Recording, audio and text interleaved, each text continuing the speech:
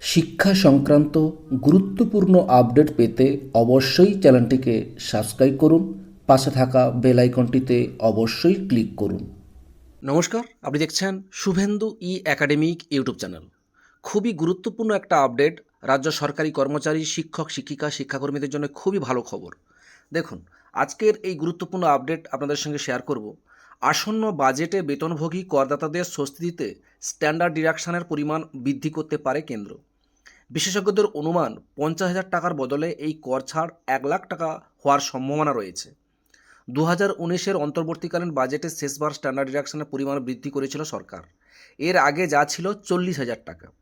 2018 বাজেটে প্রথমবারের জন্য স্ট্যান্ডার্ড ডিডাকশন নিয়ে আসে কেন্দ্র। তার আগে করদাতা দুটি ছাড় পেতেন।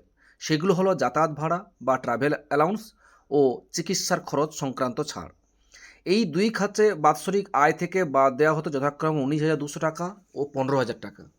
এরপর 2019-এর অন্তর্বর্তীকালীন বাজেটে স্ট্যান্ডার্ড ডিডাকশনের পরিমাণ বৃদ্ধি করে সরকার 40,000 টাকা থেকে বাড়িয়ে 50,000 টাকা করা হয়।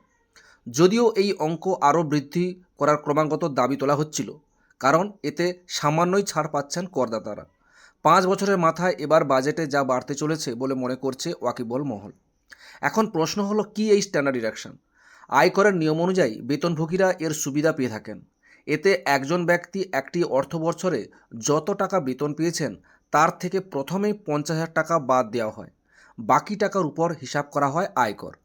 এই 50,000 টাকা ছাড় পাওয়ার জন্য ওই ব্যক্তির কাছে চাওয়া হয় না কোনো রকম নথি। আয়করের ক্ষেত্রে এই ফ্ল্যাট ডিসকাউন্টের পোশাকি নাম হচ্ছে স্ট্যান্ডার্ড ডিডাকশন।